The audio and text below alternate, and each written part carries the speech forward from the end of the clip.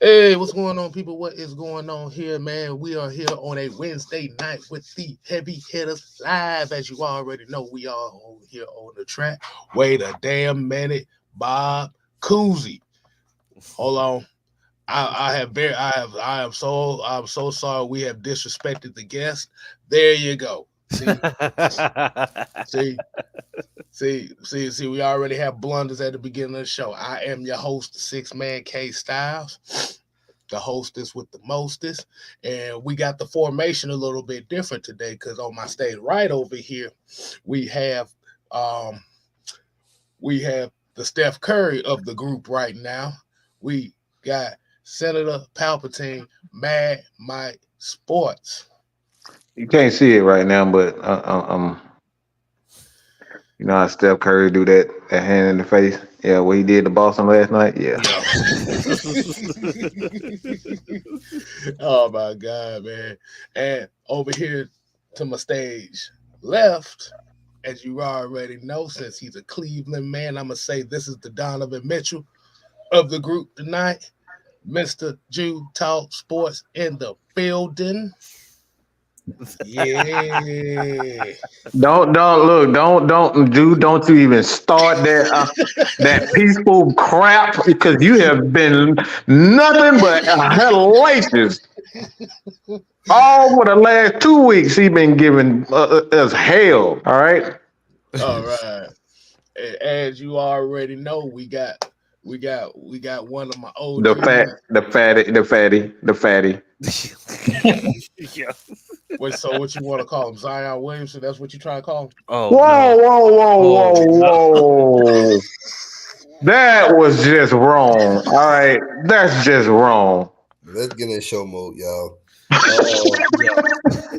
anyway, we here to stop. We here to stop lies. We telling the fans the truth today. We telling the fans the truth today about what's going on. All right. And we got a special guest on tonight's show. Man, my brother representing the Colts tonight. Introduce yourself. Appreciate you for having me. Thank you, fellas. My name is Chris Jackson. Colts fan through and through. Started with Marvin Harrison way back in the day, and ever since then, just been a fan ever since. But yeah, we have podcast Horseshoe Mob podcast goes on Tuesdays 9:30 Eastern, 8:30 Central, and I mean, yeah. So uh, I mean, I'm here to talk it up with you guys. We're not going to bring up anything that happened, in the last week because I'm sure that y'all don't want to talk about that either. So, Oh, we're not afraid of that. Oh We the no, type of people that do shit. not We afraid. we we we actually embraced the bull over here. I thought you was about to say embrace yourself. I was about to say K style. Man, Don't no, you no, take no. that. yo, We ain't yo, that let's bad go. now. We ain't that bad. But if I start saying embrace the suck and I start turning into Dan Quinn, you please slap the hell out of me. Yo, yeah.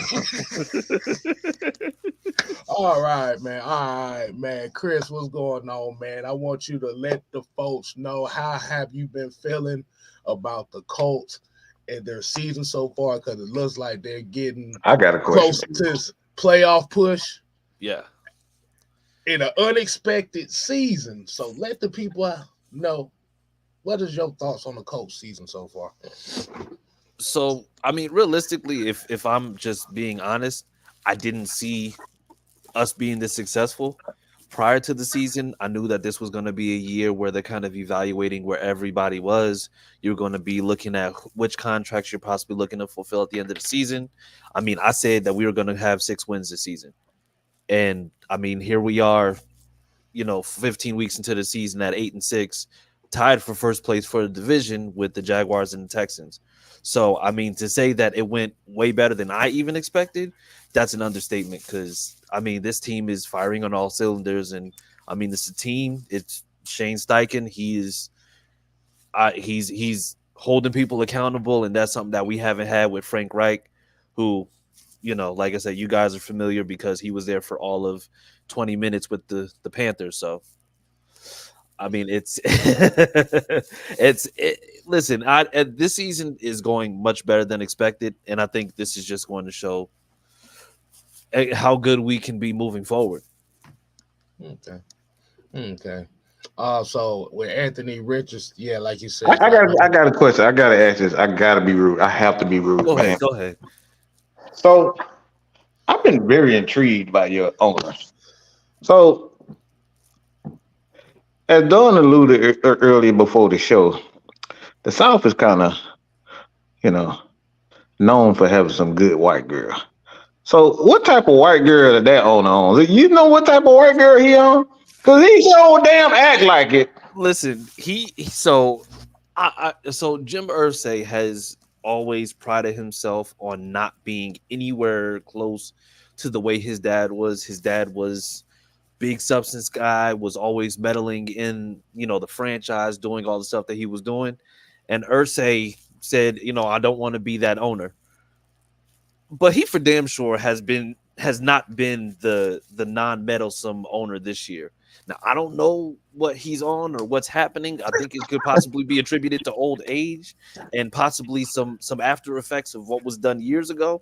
But I mean, I think that the fans at one point during the season were just like, listen, somebody DM his daughters and say, take away his phone, because he was an absolute media Bruh, liability at one point, from what he said about Jonathan Taylor, and then what he said in regards to like the refs after the Browns game, where, he was talking about he said like, when he was talking about the refs, and then they were just like, yeah, that's like an unwritten rule amongst the owners not to like call people out or say, yeah, the officiating committee is going to come out and say that they called it wrong. Like that was something where they were just like, yeah, you can't be doing that. So I don't know what he's on. He needs to get off of it, that and his phone. So we're just gonna go with that because he uh I was worried about dude. I yeah. really worried about him. So the thing is, I only slightly worry about him because he's the owner of the team that I love, but I don't worry about him because he's rich and Caucasian, which generally you don't gotta worry about Wow. that. Listen, he got money. He got money. Okay, so whatever issues he had, I'm pretty sure he could pay for whatever the issue is by just using some of that money that he has. Man just goes out and buys vintage guitars for like 250K a pop and can just go and comfortably do that and then just use it as a tax write-off. I'm not gonna worry about that guy. It's just like I'm trying to get to 100,000 a year, and he's using my aspirations in one sitting on a guitar. I'm good. I'm not worried about it. I'm not worried about it at all. Like he's gonna be fine. But yeah, he's been more vocal, and I think also it just in all seriousness, it comes with the excitement with the season, because I think even he's looking at this season like, wow, like this is much better than expected. You know that you're going to have growing pains with Anthony Richardson. You lose Anthony Richardson, and then you have Gardner Minshew of all people, and Gardner Minshew has managed to have, I'm going to say, more wins in this season than he did in his entire career. And like I said, it's just something to be excited about. I mean, we saw him dancing to Dreams and Nightmares by Meek Mill, and I mean, even that I can't scrub from my brain. But but it's like he is who he is, and you know what, we appreciate him. We love him all for it. We love somebody who's involved. He's not just one of those owners that just has an NFL team as a side gig while he makes money elsewhere. Like, he really just like legitimately loves his team. He loves the city. So I mean, I wish he would just calm down a little bit, but at the same time, it's just like, I'd rather him be passionate than be passive. Okay. All right. Yeah, so like I said, hey man, it's like you said, you're right. It has been a surprise season for the Colts, and I know what y'all releasing Shaq Leonard. I know that was a headline for a little while, but it seemed like it didn't damn matter. So, well, I mean, it's I love Shaq Leonard, but I don't know if y'all saw the Seahawks versus Eagles game the other day. He's not moving the way that he was moving before. There's a few plays where it's just like they had I think it was the counter that they ran to the outside, where Kenneth Walker basically just like went inward. Shaq had, the free release one-on-one. Kenneth Walker makes one cut, and then Shaq is just like, he's not even moving with the same mobility. And then the same thing happened again later on, and it's like, he wanted to start and he wanted to be out there, but you can see that it's just like either he's still recovering from that injury or he's not the same. And I mean, it's sad to see him go. Wish he would have been a Colt for life, but I mean, he he's not there. He's not where he was previously. Mm. Man, so we're gonna go ahead and get right to the keys of victory. How we're gonna do this order here is we're gonna let Jew kick off with his key for the Falcons, and then Chris, you're gonna go after him, Mm-hmm. and then Don is gonna go right after you. So we're right here to the keys section. So Jew, kick us off, man. What's keys of the victory for the Falcons? All right, so the key to victory for this game, and you if I'm mistaken, correct me if I'm wrong, Chris. So is y'all running back playing in this game? Is y'all star running back playing? So Jonathan Taylor today, because they had their first practice today, he was a full participant. So trending, he's trending towards playing. Yes. Okay, so the key to victory for me in this game is going to be stopping the run. I know y'all got Zach Moss on your team that's been having a really good breakout season since Jonathan Taylor went down, but we know how y'all get down. Y'all going to try to win in the trenches in this game. Yeah. We know Quentin Nelson. We know y'all offensive line. I have seen that Michael Pittman is having a good season so far, like he over 1,000 yards receiving, but I really feel like in this game, we're not sure if David Onyemata is going to play in this game. And you guys know that I've been saying he's the anchor of this Atlanta Falcons defense.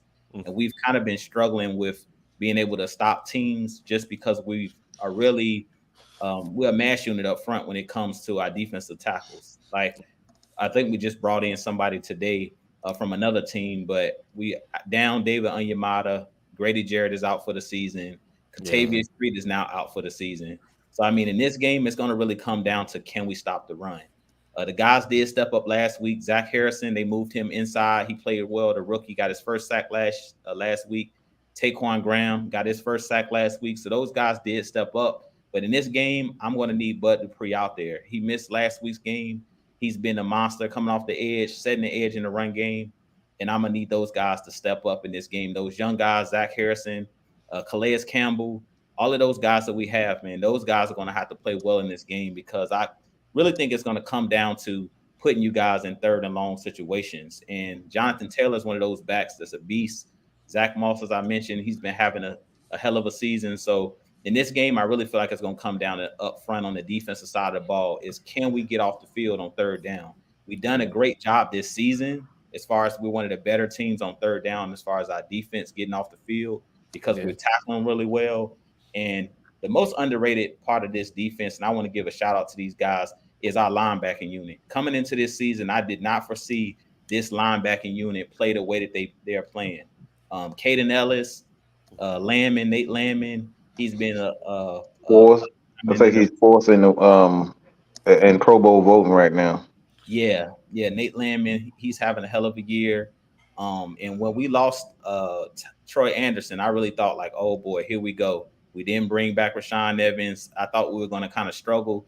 And those guys held it down. To be honest, I haven't really worried about the linebackers. Those guys have been playing their butts off. So I really just want to give a shout out to those guys. But I feel like in this game, we just got to do what we've done all year. Just tackle well. We're going to need those cornerbacks. We're one of the better tackling teams in the league as far as our corners are not afraid. AJ Terrell will come up and hit you. Clark Phillips has been playing well.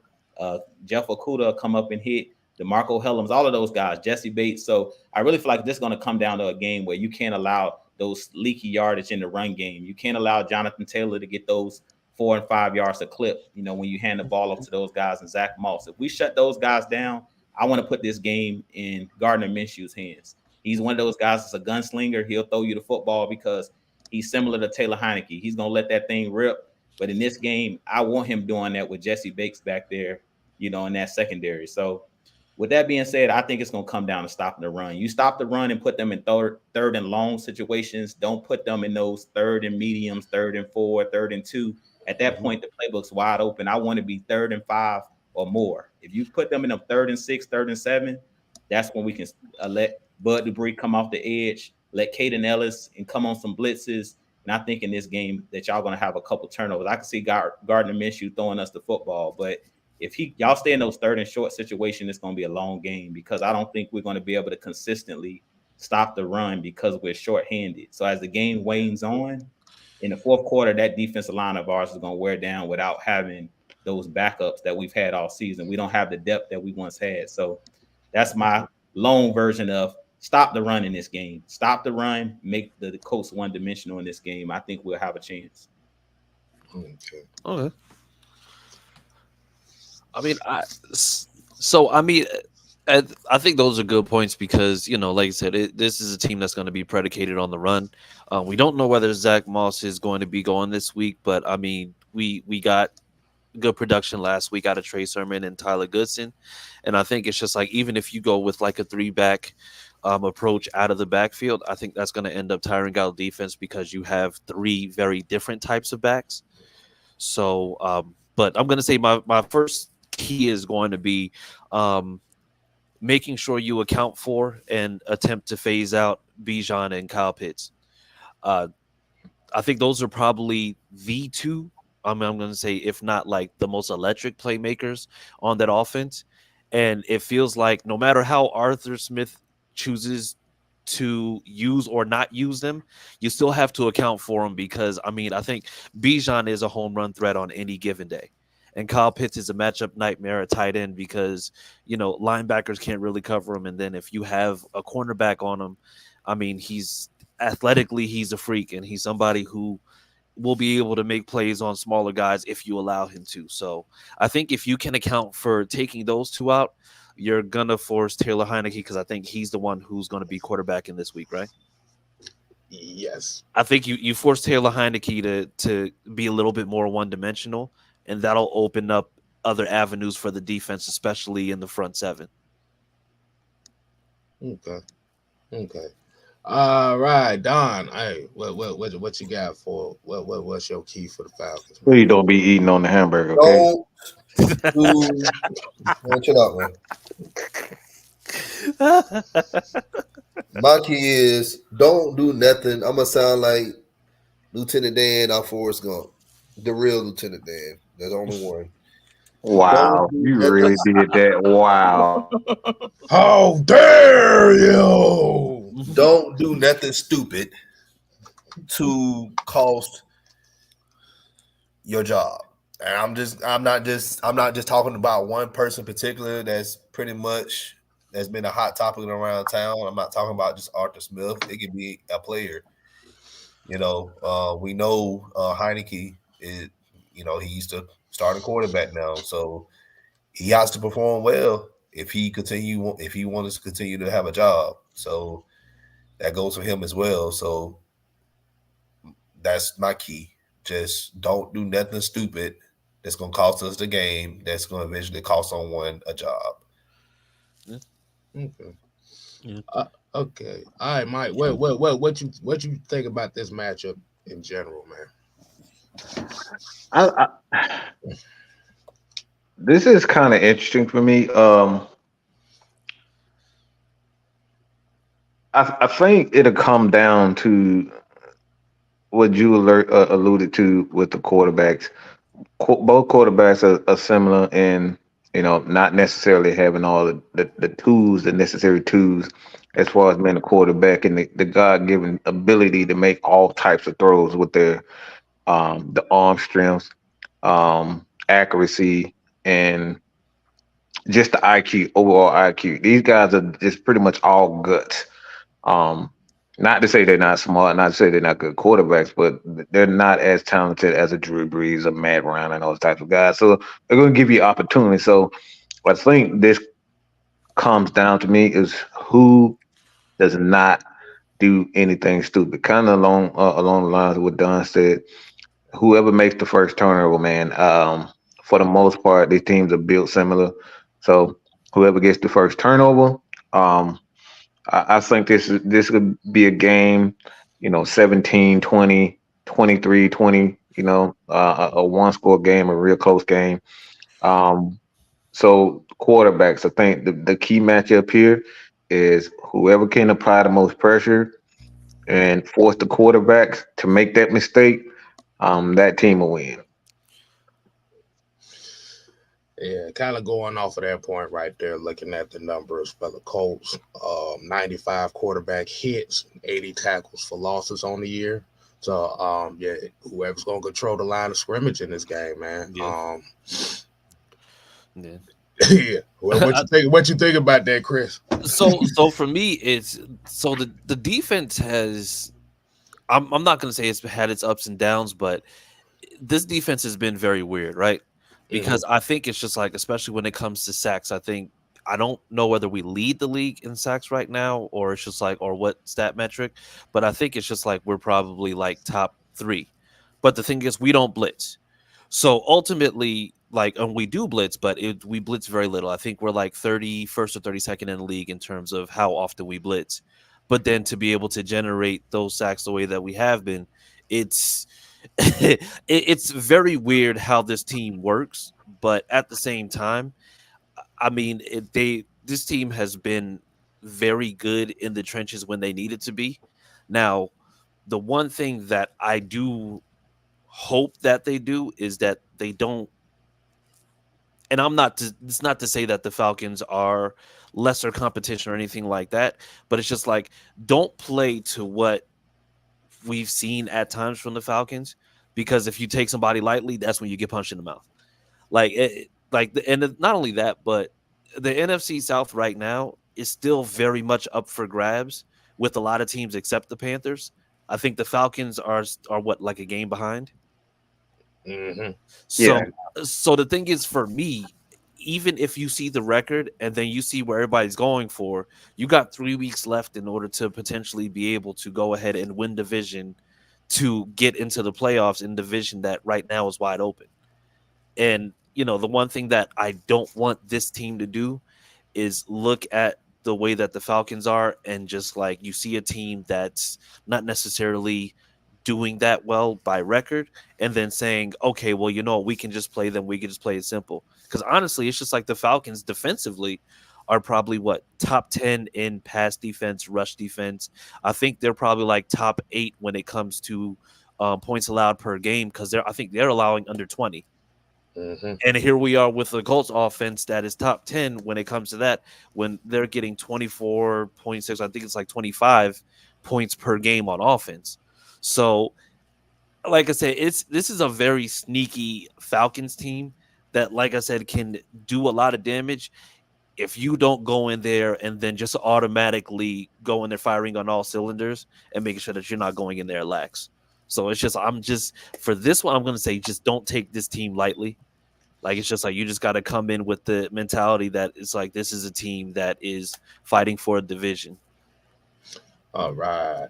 Hey Don, what's your take on the mindset as far as where the Falcons have to play this game at? Because you hear what he just said. He said they have to treat this kind of like a trap game, like the Falcons gonna be playing with their rent on the line. Mhm. What you think about that, Don? He brought up a great point.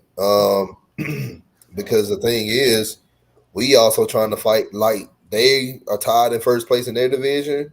We're in second or third place right now. And like, it's not over. We try to tell fans that the South is not sold up yet. The Saints nor the Buccaneers own the South yet.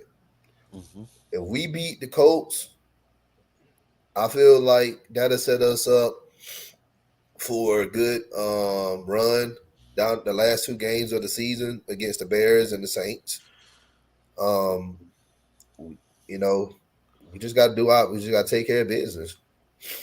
You know, Okay. I really feel like last week, to be honest, because I didn't really talk about the Panthers game that much. I felt like we took it, we took them for granted.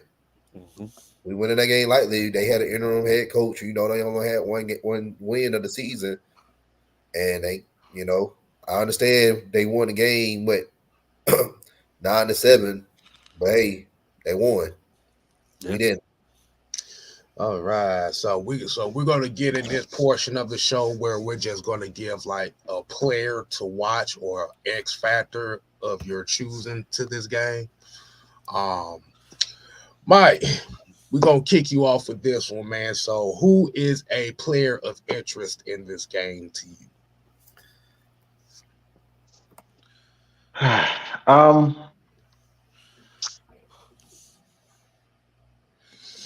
I hate to say this, but Taylor Heineke. Um, all eyes on me. All eyes on Taylor Heineke, man. I think obviously with the quarterback position, and you have Arthur Smith. There's question whether or not Jew is he beating himself. Um, and I think for me personally, if he comes out with the exact same game plan, yet he's successful with this game plan, and we know that game plan. He just like he loves to come out with these, these gadget plays to just try to get Bijan the ball early in the game. So I think we all know that if you've seen the Falcons game, he just loves to get Bijan started early. It's just the Bijan Robinson show. In the first drive, a couple of drives, he has to. I mean, it's like cocaine. All right, it's like that white girl. He has to have it. He has to have it. So if Taylor Heineke can come out, get in a rhythm, then we know for sure that the experiment with Desmond Ritter and Arthur Smith is just something that it doesn't work. I mean, these guys, they need to bring in their guy. And again, I've said this before. I don't think Desmond Ritter is a bad quarterback. I think he's young, and you have a young head coach, and oftentimes that's a bad mix. And my eyes is going to be on Taylor Heineke if he can get going. If he starts off rough, man, it's gonna be ugly in Atlanta. Yeah. All right, Jew, man. Who's a player of interest for you in this game, man? So I'm gonna go with Tyler Algier. I used to say that CP was the heartbeat of this team, and I still kind of feel that way, but he hasn't gotten a lot of opportunities. But the second guy is Tyler Algier. I really feel like he's starting to become the heartbeat of this Atlanta Falcons team, just because his physicality, like he brings that physicality to the table. And one thing that I love about Tyler Algier, he's one cut and he's downhill, north south, and usually the first tackler is not bringing him down. He's gonna run through somebody's face every single play, and that's what I like about him is he's a tone setter on the offensive side of the ball. He plays with the same intensity every single down. He runs every time like it's his last time that he's gonna touch the football, and I feel like that's gonna be very important in this game because DeForest Buckner, who's one of my favorite guys over there on the Colts, as former 49er. You guys know I love those guys in the trenches, and he's their defensive tackle. He's a special player. So in this game, Tyler Algier, we're going to need him to be Wolverine, everything we call him. Juggernaut, we're going to need him to be that. We're going to need him to run through a couple guys' face in this game because our offensive linemen at times are going to get beat. We know Drew Dahlman, Newsel, whoever is lined up over DeForest Buckner, it's going to take Tyler Algier running through arm tackles a couple times in this game. And one thing I love about Tyler Algier, he always falls forward. It's rare that he gets knocked backwards. So in this game, I would give the ball to Tyler Algier more in this game over Bijan Robinson in the run game because he just plays with a different type of physicality. Bijan to me runs more like a scat back. He's gonna look, to juke people. Tyler Algier is gonna say, "I'm all about business. I'm going to get this yard, whether it's there or not. If it ain't a hole there, I'm gonna make one." So 2 yards in the cloud of dust, that's Tyler Algier. So that's what I need in this game. I need us to feed the beast. Give him that ball because he's that guy that sets the tone for this team. Those linebackers in the fourth quarter, they ain't trying to tackle that dude. That dude is special. When it comes as far as physicality, he gets stronger and stronger. As you give him that ball, the more carries, he just gets stronger as the fourth quarter. The more carries he gets, the better he runs. So feed that dude.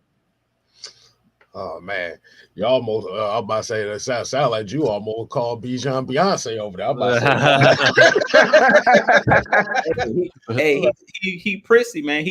I'm not gonna call the man Beyonce, but that guy's he just electric. I mean, you called him Beyonce? Bijan. Wow. Bijan, look, I ain't gonna. Hey, listen, he said it, not me. Listen. Bijan is special. Y'all gonna have the Falcons fans. Y'all know the Falcons fans love those flashy players. So I love They've been Bijan. all on G lately too. Hey, get that ball to Tyler Algier. He's that guy. Like we said, this team is a physical team. Tyler Algier is what this team stands for. He a blue collar type dude. Give that dude the rock. He's gonna get those yards. If you need a yard, I want Tyler Algier out there, especially in the red zone. If you're struggling to score in the red zone, feed Tyler Algier. He gonna get that 1 or 2 yards, whether it's blocked right or not. So that's what I'm looking for in this game. Feed that man. Let him start off the game and bring that intensity. You heard what Mike said. We start off the game trying to get Bijan Robinson the ball. Well, we should come out in the game and set a tone. This is what this game, we're going to bloody some noses in this game. That would be Tyler Algier. Feed that dude. All right, Chris, man. You over here coming up with new terms and stuff. We're gonna have to use that. We're gonna have to use that though. Hey, listen. Hey, I'm completely okay. Nothing's been copyrighted. I'm and I mean, it's just like we just gonna make sure making sure we live on here. So we're gonna call him Bijante. Okay, exactly. Like you call him Bijante. Like that's fine. It's just like that's fine. You know, it's just like, hey, Drew gave me the idea, so I just ran with it. Hey, hey man, this is what we do over here, man. We you seen stuff off. You seen the Dwayne Wade and LeBron, the alley-oop picture when it's just coming out like that. It's just like that's exactly what that was. That's exactly what that was. Hey, you see that we getting alley-oops from the opposing. you see what we it's like an all-star game. That's what it is. It's like an all-star game. Hey, at the end of the day. At the end of the day, listen, opposing fans or not, I just want to see my people prosper out here. Okay, I'm completely okay with that. Yes. Appreciate that. We appreciate that. I wish Mo had the aspect like that. But man, we get right back into it, man. So Chris, who's the player that's going to spark your interest in this game in this particular matchup, man? I think for me. Well, so I have 2 in mind, and if you don't, so on offense, it's going to be rookie wide receiver Josh Downs. I think he's going to be the guy where, like I said, I think Pittman practiced today, but I think it's just like he's going to be somebody that they're going to focus on because I mean he's a physical guy, he's somebody that you're going to have to account for. You have Alec Pierce, who's another 6'4" guy and then this guy is actually a little bit faster than Pittman, but I think Josh Downs is going to open up some of those lanes in the defense where some of the places that you would have looked to potentially go ahead and guard a little bit more, he's going to be able to play in between. So I think that's what he's going to be able to do. I think he's going to be somebody that is going to possibly maybe exploit a little bit of the middle of the coverage. On defense, Grover Stewart. I think DeForest Buckner is going to see double teams, but Grover Stewart, I think, is probably like the best run defender that we have on that D-line. So he's going to be the guy that we have to look out for, that we're going to have to make sure we keep there just to make sure that Tyler Algier doesn't go off the way that Drew said that he was going to. So, yeah, those are the 2 guys that I see that are probably going to have to be the most impactful in this matchup. Lord. As I look up to you, as this man literally just said, Josh Downs is a peak of interest. Please do not let Richie Grant come out here and get busted coverage. We do not need this game, but thank you. But low key though, like one person that really just kind of worries me because like Caden Ellis, I think he leads your team in tackles, but I think Jesse Bates is like probably the issue like on that secondary. And if anybody does make a play for y'all, I could possibly see it being him just because of the fact that he's somebody that you have to make sure that you're looking out for. Okay. Yeah. Hey man, shoot. Like you said, him and Caden have been like, I ain't gonna say pleasant surprises, but they've been kind of what we've been wanting to see, and they've delivered on it, man. Mm-hmm. So, all right, Don. Player of interest, man. Player of interest. I'm about to go with a defensive guy, man. I can't really, and I'm not trying to sound negative, but I'm not going to depend on anybody on offense. Offense guys just need to put points on the damn board, just do their job. Defense, the guy I'm going to be looking for in this game that's going to be a problem for the Colts is going to be Caden Ellis. Okay. I can see him easily, he gonna get several tackles, and I can really see him getting a sack in this game. Okay. But yeah, man. For me, it's gonna be whoever's playing at center, whether it's Dahlman coming back next week or Ryan Newsel, because kind of like what you and what Chris has been saying is you got DeForest Buckner. He's been a game wrecker in this league since he came in here, and like you said, with him, when they traded him to the Colts, it seemed like he got better. He was already good, but then got better. And looking at those numbers when I put out about the quarterback hits and stuff, you're gonna have to we're gonna have to protect Taylor Heineke in this game, man, because if the Colts end up just getting pressure with their front four, we got a problem. Yeah. It's plain and simple. So Newsel, Dahlman, I think Lestrom definitely might play. Whoever's in the interior of this offensive line. Hey man, y'all gonna have to lead the charge for us this week. I'm just saying. Well, if they don't lead the charge, we ain't running the ball. If they don't lead the charge, we can't protect the quarterback. So, hey. Yeah. Well, I think that's where Arthur Smith comes into play, because how's Arthur Smith going to coach this game? Is he going to coach this game in a way where it's just like you're putting Bijan into like some of these creative screens, or is this going to be a Jonnu on a jet sweep type of offensive day? What kind of day is that going to be? Because I know even though the play worked, I'm sitting there looking, I'm just like, you have Kyle effing Pitts over there, and you're running a jet sweep with Jonnu Smith of all people. That man's a maniac. Like he's a low key. He's a low key, and I'm not going to say the word because I don't want to get canceled, but it's just like he's a low key schmarist. I don't know what Arthur Smith does. It seems like he has like a 18-sided dice, and he's like, what are we going to do today? And then every number represents something, and it's always lands on something unconventional. Like I don't know what he's thinking, but it's always strange. But sometimes it works really well, sometimes it doesn't go well at all. I just hope this is one of those games where he just doesn't use Bijan at all, because he's been known to do that. Well, you can forget that. You can forget that. Man, they almost took our franchise away. Look, man, it's the Atlanta Bijans, all right? It's the Atlanta Bijantes, all right? Atlanta Bijantes. It's just, it is what it is. But like I said, I hope that Arthur Smith comes out with a creative plan that doesn't include Bijan Robinson, because, like I said, he's going to be able to do great things. And like I said, he's electric. He's really, really good. But Arthur Smith doesn't seem to believe that. So, I mean, we'll take that with a grain of salt. So, yeah, I hope that Arthur Smith decides to run more jet sweeps with Jonnu Smith, because that sounds glorious. I really don't like you anymore, Chris. Listen, don't blame me. Blame Arthur Smith. Everybody, I've watched. So here's the thing. My boy, right? He's a Falcons fan. And, I'll watch the games.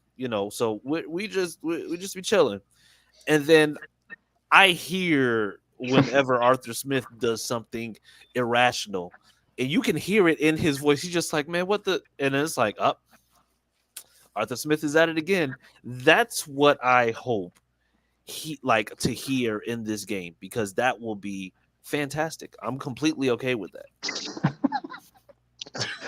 I want to. Can I ask a question? Because you looked like he really wants to say something.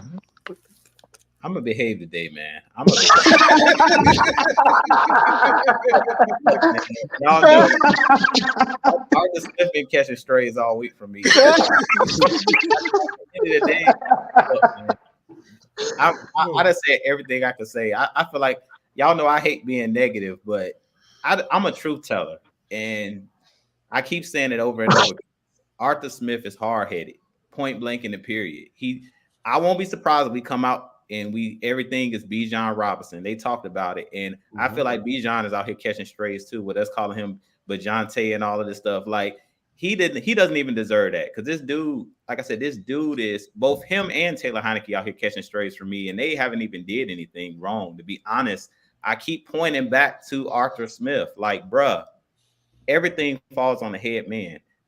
You have all of the pieces. You talked about it. You got Pitts, you got London, you got all of these guys, but he just continues, like you said, at the worst opportune moment. It's almost like he doesn't look at the situation when he calls plays. He just calls plays to call plays. He don't look at, oh, it's raining. He doesn't look at, oh, we in field goal range. He doesn't look at, I have a young quarterback that's been making mistakes. He just is not putting these players in positions to succeed. So I've said this all week long. So I'm just like, I'm tired of talking. I've said this for a couple of weeks ago when I went off about Arthur Smith. It's like, dude, when you got somebody that's hard-headed, you just got to let them.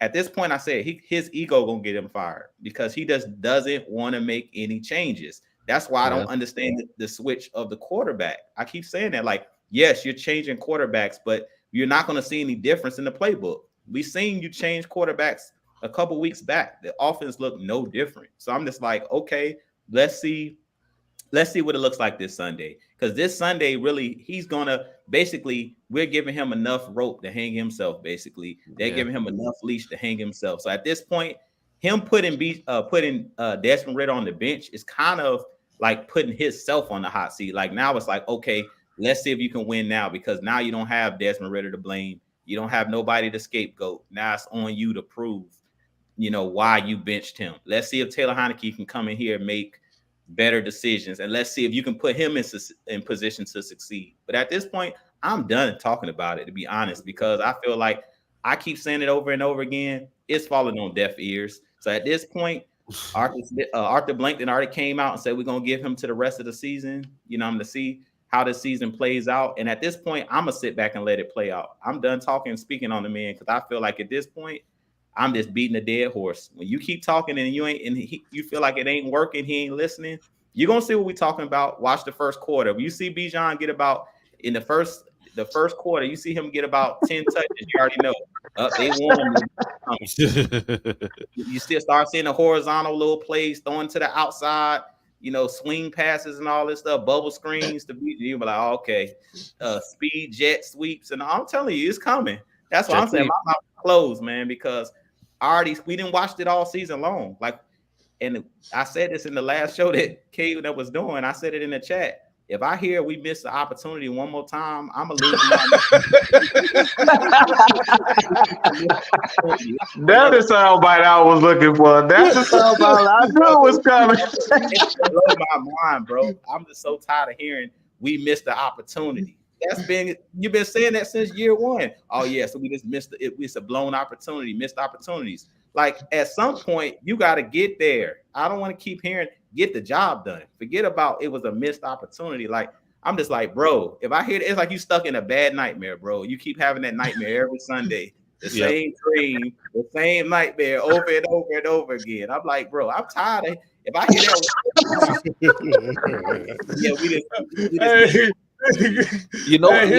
but what's the craziest part? What's the craziest part about that? Colts fans were talking about that last year when it came to Frank Reich, because Frank Reich, all we heard was, "Oh my God, we feel like we're getting closer.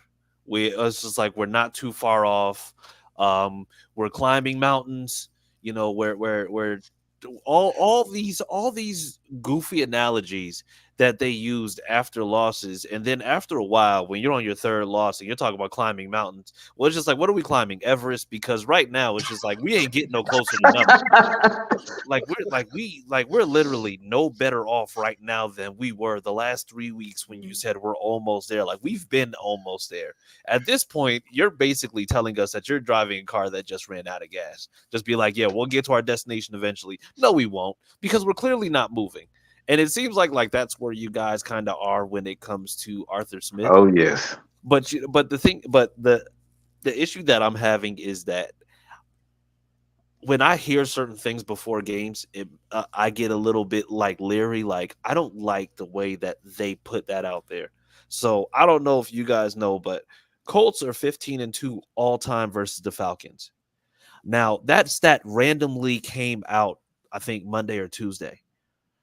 I don't like those stats because when commentators say, "Oh, well, the Colts have played the Falcons 17 times and they've won 15," because at that point I have a feeling, I'm just like, when you say stuff like that, it lets me know things aren't going to go the way that I would like them to.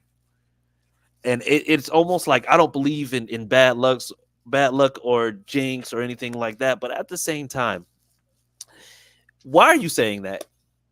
Like, you there's no reason to say that. I don't want to know the record all the time. As soon as I saw that, I was just like, I don't like that. Like, I don't like the fact that y'all just put that out there. Like, I was like, oh, by the way, this is how many times you won. Because God forbid we go in here and then we end up leaving out of there 15-3. Because then it's like, okay, that messes up playoff chances. I think that kind of puts y'all back in the driver's seat. And let's just say if the Saints and the Buccaneers lose this weekend, then I think it's just like that. I don't know exactly where you guys are in terms of division wins, but that might put y'all back in the tie for first place. I don't like it. I don't like it at all. It's nasty work. I don't like it. I hate it. Man, that's just like any time a kicker comes out and says, like, "Oh man, this kicker has kicked 35 straight field goals without a miss," and you're like, oh, I don't like that. I don't like that at all. You just know that. Like that, like Don't worry.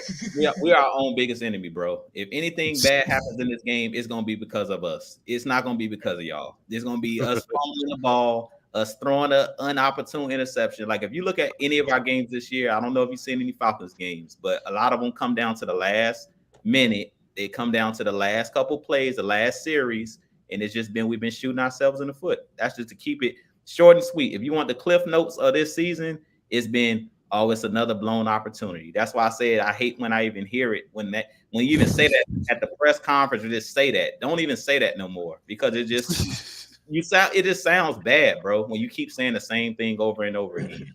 I got a song for you, Jew. Oh, it's the Falcons' fault. did I do that? Exactly. Did I do that? Yeah. Oh, that is awful. That is awful. That's what happens when you let the intrusive thoughts win. It's just it's just, man. But listen, I don't like the way that this looks, because on paper this should be a game that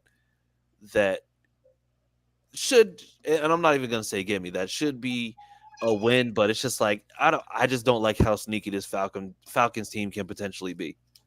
I'm not a fan of it, so I don't like it. I don't like it. And I think what it is, I think the reason why you say that too is because it's the fact that these games the Falcons have played have all really literally been close outside of a couple of them. Mm-hmm. And it just comes down to certain situational calls or certain situational plays, like going forward, like going forward. It's a well-coached team, but it's just like having a Einstein, a guy that's incredibly smart. Everybody had that incredibly smart friend, but he has a tendency to do something dumb. That's Arthur Smith. Yeah. And that's essentially what. Like, I know we talk about the turnovers and stuff that we've been having with Desmond Ritter and stuff too as well, but it also comes down to certain momentum plays where you're going for it on fourth down at the wrong time, and we start. Bijan gets hot, and then all of a sudden, boom, we go away from running the ball a couple plays, or Tyler goes. Start getting hot, and all of a sudden now we throwing the ball 7 straight times and stuff like that. So it's like you got a whole bunch of ingredients, but you don't know how to bake the cook. recipe. You don't know how to cook. Like I said, you can have all the top fresh ingredients in the world to make a pizza, but if you don't know how to make a pizza, they just vegetables and a bunch of dough. Yeah, exactly. I expected that from Dunn. I'd expect that from you. I just beat Don to the punch. That's all. He made sure that he was just like, I'm gonna get this one off because ain't no way. All right, but all right. So we already understood. You said that you was a fan with the Colts since about Marvin. Okay, before we do that, let's go ahead and start shouting out people that's in here. I've seen a few names in here. Like I said, Mafi.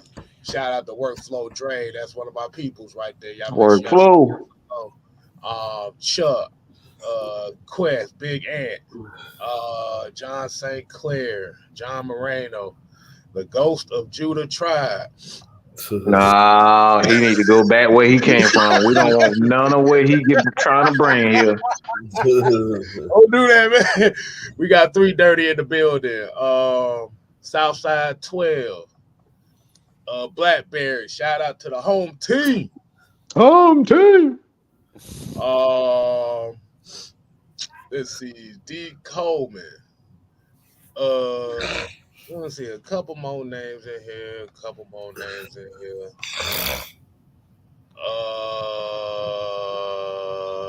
We got Teacher Red in the building. Oh, y'all. wow. This my girl right here. Look, that right there. Yeah. Boy, she own it. Type of guy that stands still in the crowd when everyone start running in the opposite direction.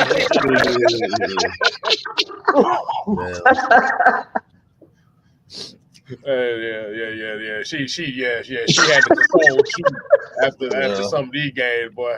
Hey, look. Jew is the calm before the storm, but boy, now, Jew, that hurricane came out, boy. Like, yeah. It's okay, baby. It's okay, baby. He brought the storm. We're in this together. The storm out. I'm tired of it. Exactly. Foolish, man. It's just foolish. Like you said, he the one that's gonna get the first one shot because he's gonna be. He said, "Don't got common sense. Use your common sense, dog." It be pissing me off. Goodness. You want to be the smartest dude, but don't have common sense. I'm enjoying this because I'm the one who's normally ranting. You the one who's ranting like this, boy. Hey, y'all know I'm done. Like I said, I'm done. Dude, I'm on his neck because at the end of the day, I'm just sitting back like, all right, show me. I'm tired of hearing talking. I want to see something. Don't tell me you love me. Show me. He got to show me something. Like he ain't showing me nothing. He just doing a bunch of talking. He bumping them gums. Stop bumping them gums and let's see some production, bro. I'm tired of it. Let me just go ahead, just completely hypothetical. Let's just say Saints Bucks, they end up kind of crapping out down the stretch. You guys end up winning the division. And he ends up coming back. He gets extended for another 3 years. How are you feeling about that? Hey, I'm not opposed to it. To be honest, I don't dislike Arthur Smith. And that's what people are like. I'm just passionate because I feel like he has what it takes. That's what Kay was just saying. It's like what they saying. He's super smart, but he just doesn't have the street smarts. Like what Don was been saying, Don was ahead of the game when he said he needs a consultant. He needs somebody to go to when it's critical moments in the game. He needs somebody that got common sense to say, don't throw the ball here, run the ball here. Don't do this. He needs somebody to hold his hand in those big moments because, and Mike even talked about this too, both Mike and Don, that's why I consider both of them like mentors. They're older than me, they're mentors, they have that wisdom. Mike has been saying this and Don has been saying this. Don has been saying he needs a consultant. And Mike has been saying that he's still young.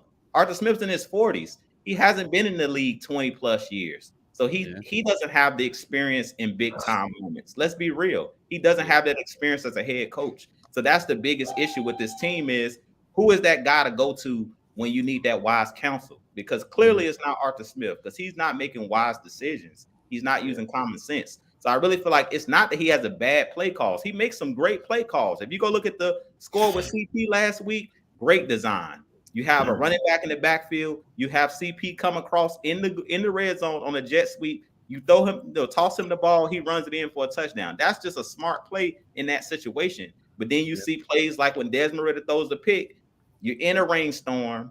It's second or third down. Why are you throwing the ball when you're already in field goal range and you got points and you know that you have a quarterback that's been taking unnecessary risks? Don't even situation. That's like me taking a drunk to a bar. Does that make sense? Like then you want to come out and say, well, he's making turnovers. You knew you had a guy who's turnover prone, so don't even take him down that road. Like that'd be pissing me off because it's like, hey, like come on, dude. But yo, man, it's just as tough. So you know what? So I have a.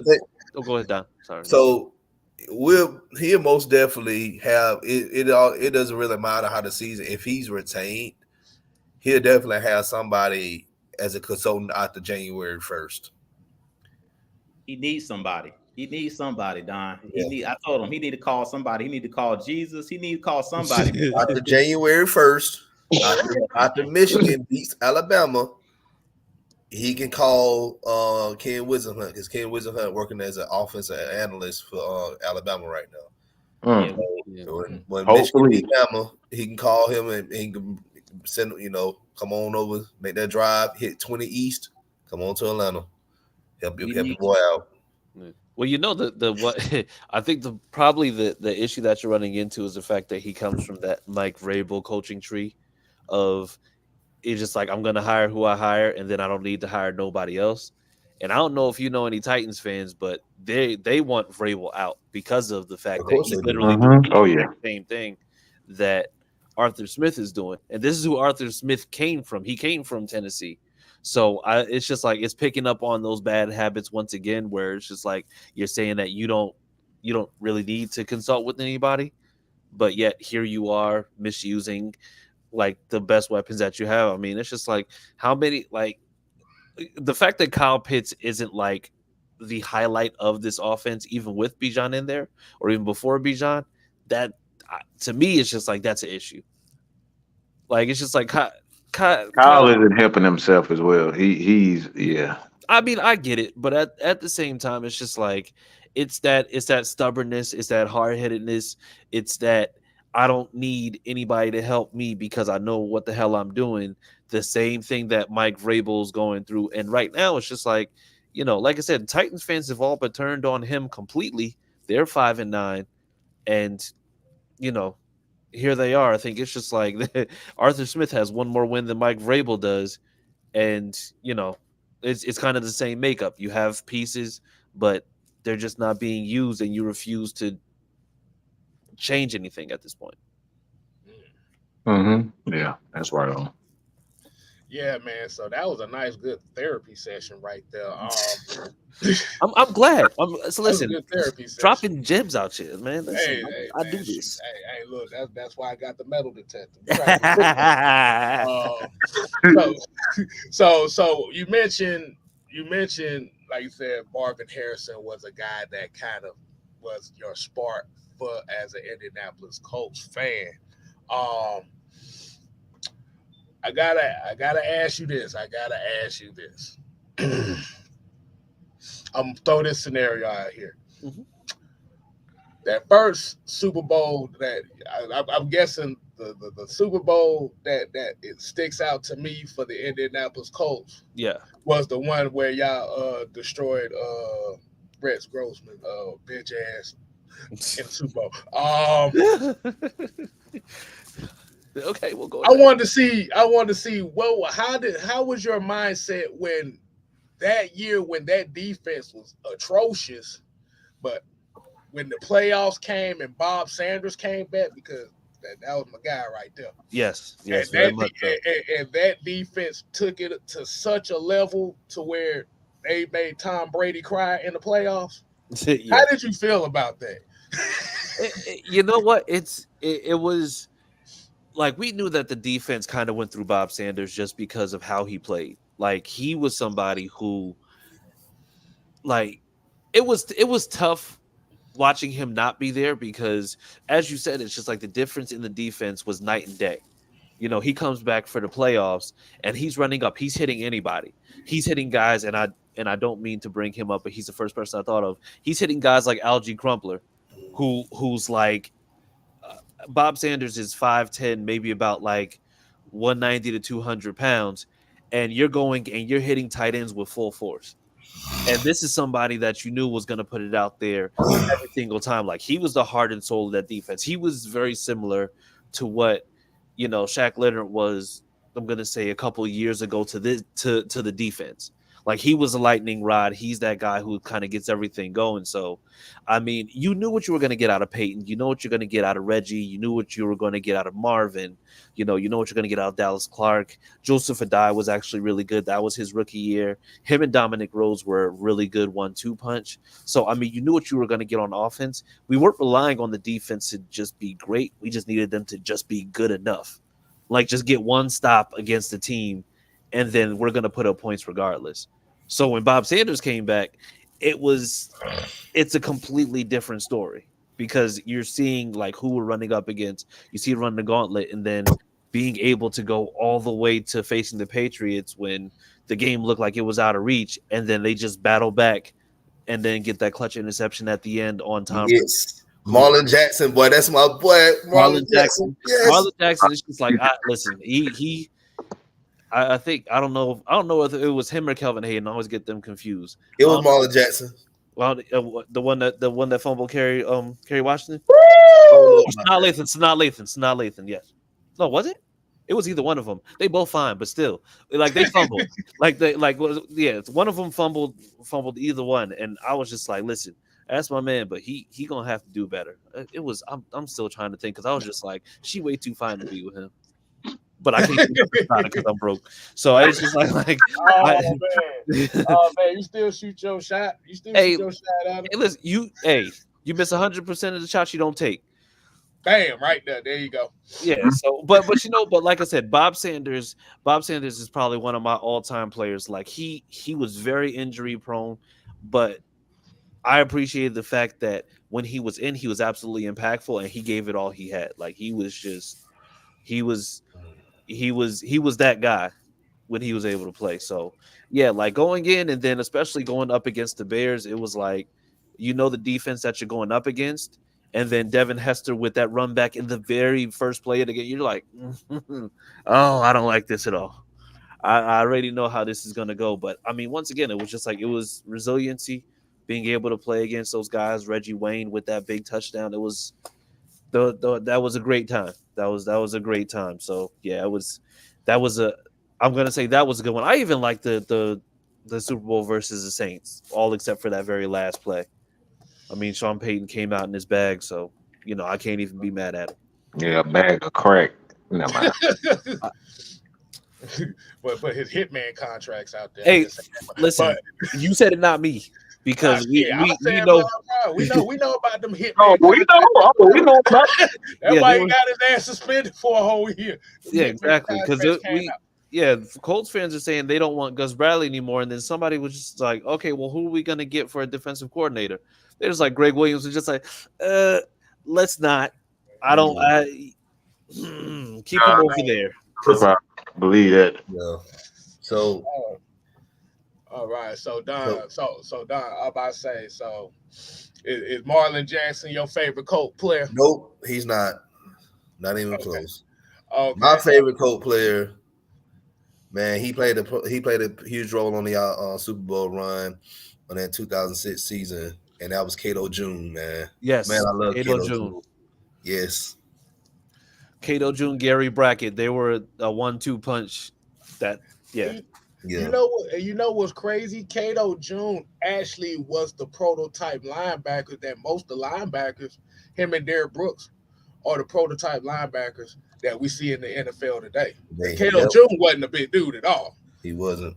No. When he but was sideline linebacker, man, like he racked up a lot of tackles that year, man. and why? Well, what about you, Jew? That's easy for me. Dwight Freeney. Dwight Freeney Yep. is Yep. he came over to Atlanta in 2016 and he still had some gas left in the tank. I mean, that dude was just so fundamentally sound. Like when you talk about pass rushers, that dude is just special, man. Both him and they had two, And him Robert and Mathis. coming off the other edge. So, but I'll say Dwight Freeney because he was an undersized. Like you talk about smaller guys that can actually rush the passer. He wasn't a big guy, but he understood leverage. He understood how to use his leverage against big guys. He understood how to get around the corner, dip the shoulder. He had that incredible spin move that everybody Freeney uses spin. now. Yeah, man.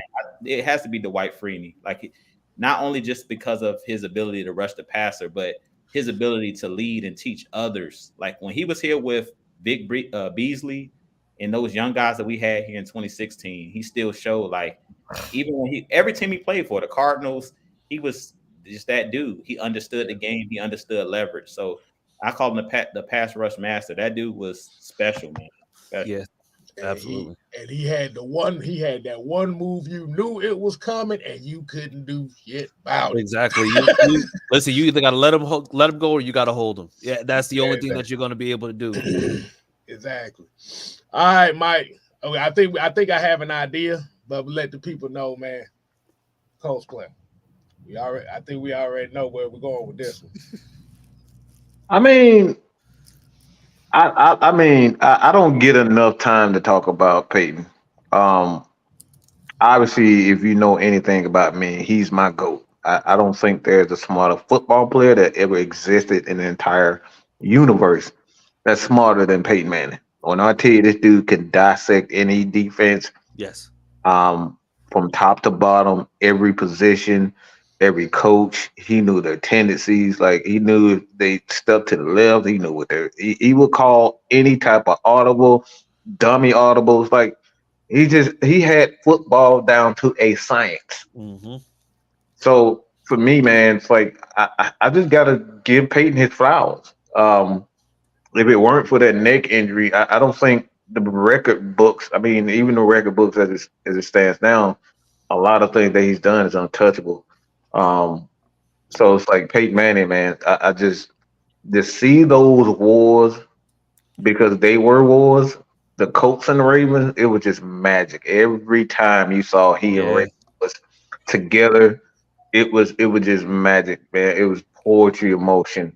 Those guys were just going at it. So Peyton Manning for me, man. I'm a Falcon fan. I love Matt Ryan. He's my second quarterback, but the GOAT for me, man, is just Peyton. Like I said, I don't get enough time talk about him, but that dude is so freaking intelligent. Just so freaking intelligent. For me, man. For me, I don't think the man get enough credit, man. It's unfortunate that he wasn't on that Super Bowl team where the Colts beat the damn Bears. But Adrian James is one of the most underrated guys in this league that we've seen in this league for a very long time, man. I know when everybody talked about Peyton Manning and Marvin Harrison, Reggie Wayne, Brandon Stokely, I think Dallas Clark came a little bit before he left. Brandon Stokely, but I didn't. Yeah. But a lot of people don't remember him. But what it is that Adrian James, and this is kind of how I said about Cato June, was one of those guys who is the prototypical running back you see today. Yeah, absolutely. 1,300-yard rusher, catch for about 500-600 yards, 50. And like you said, and he was the ultimate security blanket. And and when you literally have, and this was the type of offense that Thomas Dimitrov wanted to create down here, but we didn't have the longevity because you didn't have the defense that helped support it. Or offensive line. Or the offensive line. Jeff Saturday. Tariq Glenn. Yeah, like I said, they was offensively stacked on all three levels. Yeah. But Adrian James was he was such a threat as a running back to where you couldn't key in on Peyton Manning. Exactly. And they allowed Peyton Manning to do what he do. Yeah, you had to pick and choose because you can't try to phase one out, because you try to phase one out, the other one's going to absolutely destroy you. Mm-hmm. And we're not gonna go past the fact that Peyton Manning does look like Herman Monster with that head later on down in his career. That's fine. But That's fine. But that's why I said he got every playbook. He got every playbook stored from the time. Yo, they said that man's head got bigger as he got further into his career. Because you look at the pictures when he was in Tennessee, it's just like his head wasn't that big. And that wasn't a receding hairline either. Like that boy was studying. Yeah, he literally. It's just like you see exactly what he retained. So that boy had a playbook transplant in his head. So everybody speak on Peyton Manning, and this is like my honorary second person that doesn't get a lot of credit in Indianapolis for what he did in that 94-95 season. My favorite coach, another favorite coach, Jim Harbaugh. Okay. All right. God, really? Yeah. I mean, we let him slide with the Cato. We let him slide with Cato June. So you knew somebody else was coming. Come on, man. Y'all got to realize, man, he won comeback player of the year that year. And, like, if the dude didn't drop the damn pass, the Colts would have been in the Super Bowl. Go to sleep. All right, you need a nap. I ain't going to sleep. Y'all know I'm telling the truth. You know what? If we're gonna give people flowers, I got two Falcons players that I'm gonna give flowers. The first one, of course, he walked so that guys like Lamar can run. I think Michael Vick.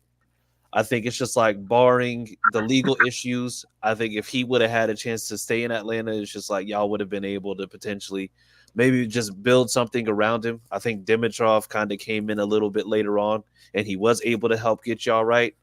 But, it's just like somebody like him, it's just like you give Michael Vick those types of pieces. And I mean, think about it. He came in what, 2001? And I mean, even now, it's just like, what are quarterbacks looked at for these days? They want them to be mobile. They want them to have a big arm. They want them to do all these things that Mike Vick was back in 2001.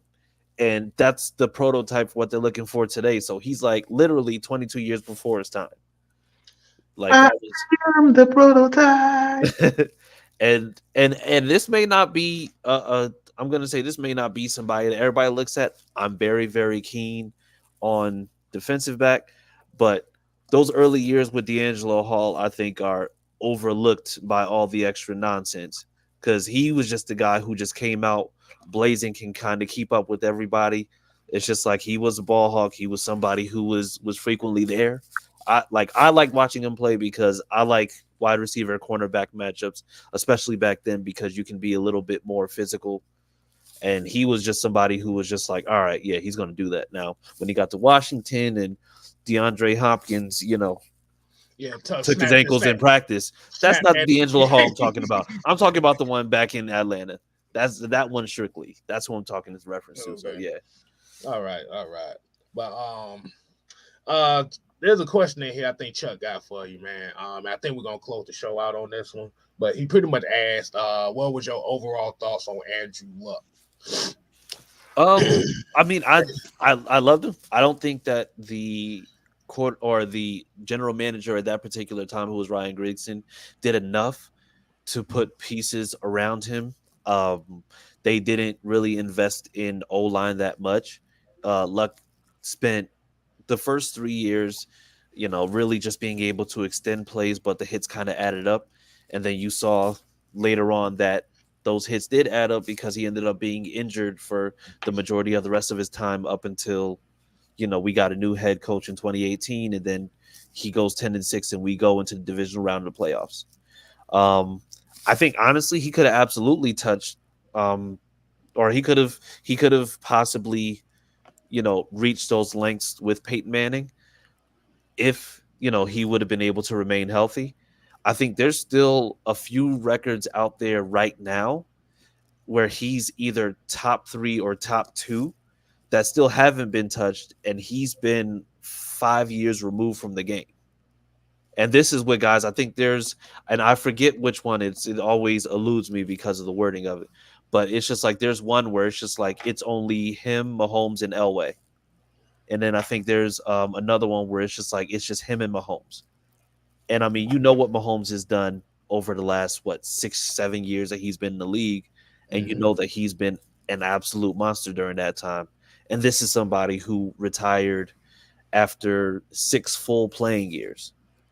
So I think eventually he would have been able to make his own mark and really just establish himself as kind of that league standard. But unfortunately, like I said, Ryan Grigson. I mean, I hope even tonight he steps on a Lego barefoot. Like he literally did that man no favors, and he cut short a career that could have just been, I'm gonna say, one of the best ever. So Ryan Grigson, I don't know if you're watching this, but if you are, I hope you stub your toe for the rest of your life. We just put that question out there, just letting everybody know, man. Yeah, even if you feel like you may get a guy in the draft, or you may want somebody in a certain way, um, ain't nobody gonna reach their full potential. And even when I say with Michael Vick too, Hmm. you're never gonna reach your full potential if you don't have the right type of coaches around you. Exactly. And that's why I think right now it's just like Anthony Richardson is somebody who, like I said, without the shoulder injury, I think he possibly could have absolutely had a good year. But I like the pairing of him and Shane Steichen, because Shane Steichen, he's all about accountability. He's also putting together game plans that are making Gardner Minshew look like he could potentially be a starter. And we know that he's probably not. So, I mean, I think it's just like Steichen, like when AR comes back, I think it's going to be a very, very dangerous pairing, just as long as Anthony Richardson learns to protect himself and make sure that, he's not putting himself in harm's way. Okay. He need to stop watching them Cam Newton videos. That's because obviously that's what he's doing. Yeah, definitely not. No, no, he needs to slide. He needs, I don't care if he spends all of training camp learning how to baseball slide. He needs to do that because, like I said, he can't afford to be taking hits like that. Like, no, we can't do that. Especially when you literally on the injury report for the first 4 weeks of your NFL career. Man, wow, that's Mhm. crazy. Yeah. Mhm. And he literally left the game with some type of injury the first 4 games of the. Yeah, it was, but and the crazy thing is, it was like he was actually able to play through a few games, but then it was like once we got to that Titans game, and then he came down on that throwing shoulder, it was like, all right, yeah, there's no way. So like I said, going into next year, and he's young. I think he just turned 21 during the season. So, he's going to be somebody who's going to be able to learn. I think Shane Steichen's going to be able to coach him up, but then he's also going to be able to, create that game plan that's going to make sure that he caters to his strengths, and then make sure that, whatever weaknesses or whatever issues he may have, they're not glaring issues that are glaring enough to potentially cost us games. Okay. All right. So, Jew, you want to go ahead and close us out with what you anything that's on your mind, man? Most definitely, yeah. Just real quick, when he was talking about Andrew Luck, I just pulled up his stats really quick because I remember his career, but it was so short that I wanted to Yeah. just go back and look to see how special he was. And I'm looking at his career. So out of six, let's see, one, two, three, four, five. Out of 6 seasons, this dude's record in the NFL, he was 53 and 33. But his first 3 seasons, he was 11 and 5, which is impressive. Then he had one season that he got injured, which was the fourth season. He went 2 and 5. Hmm. Then he was 8 and 7, and his last season 10 and 6. So out of his whole career, he only had one losing season. So that's really impressive. And that one season that he had a losing record, he got injured in. So Yeah. that's really impressive. Like he had a really, really good career, even though it was a short career, similar like a Barry Sanders, a really short career. It was a really productive career because I don't remember him having that much success. Like as a team, I knew he was a really good talent and prospect coming out, but Yeah. I didn't realize that he had that many winning seasons there in Indy. So shouts out to Andrew Luck, and he said it best. They didn't do enough to, protect him as far as building the offensive line, and he didn't have the teams that Peyton had. Like he didn't have the weapons that Peyton had. So I really feel like he was kind of like a career that kind of got wasted. To be Yeah. honest, he should have played in at least one Super Bowl. Just looking at his stats and looking at what he did, I want to give him his flowers because I know how the fans booed him and stuff, the way that he ended his career. But we've seen guys that had great careers, ended up not turning out the way it should have because of injuries. Guys like Lou Kuechly with the Carolina Panthers, with another guy battling those concussions, with a really great linebacker. So shouts out to Andrew Luck, man. Like I said, you kind of forget players as they retire and lead a game, but I didn't realize he had that much success, in the league. So shouts out to Andrew Luck. Yeah, and he was 33-15 in his first 3 years, which is like to be able to go 11-5, 3 years straight consistently, and in the first 3 seasons, it's wild card followed by divisional all the way up to AFC Championship. Dude was a monster. But that also lets you know as well as how special T.Y. Hilton was too. Oh yeah, absolutely. Oh, I'm not taking anything away from. No. I know you. I know you not. But yeah. I'm just saying that like that was a good quarterback wide receiver pairing right there. Oh, absolutely. I'm just trying to remember who that other wide receiver y'all had that y'all had them high hopes for, and he couldn't do nothing but run 9 routes and couldn't do those right. Who was that? And you said, was that during Luck or? That, yeah, right around with Luck, yeah. You might be thinking of Dante Moncrief. I wasn't Moncrief. No, he was a speed guy. Speed guy. He was a speed guy. I think he went to Ohio State or some shit like that. It was a speed Paris guy. Campbell? Because Paris Campbell was more recent. No, that's recent. No, it was a while back. No. He was drafted by the Patriots, but he ended up going to y'all. I can't think of that man's name. I think talking about Philip Dorsett, and it's Philip Dorsett. Philip Dorsett. Oh no, we drafted him. I wish we didn't because because he went to the U. That's the only reason why. So he went to the U. He went to the U. Okay. So God, that was awful. Yeah. But then again, it's just like I don't think that draft towards like that later end of the draft was any good because I wanted either like I think Landon Collins or there was one other guy, and I don't think either one of them are on teams now. So do with that information what you will. Exactly. But we're going to go ahead and end the show tonight, man. Hey, man, Chris, we appreciate you coming in chatting some football with us, man. So let the people know where they can find you, what's your handles, and we're going to make sure they go ahead and subscribe to you, man. Yeah, absolutely. And before all that, man, thank you for having me. I appreciate it. Appreciate getting on here with you guys. It's been fun.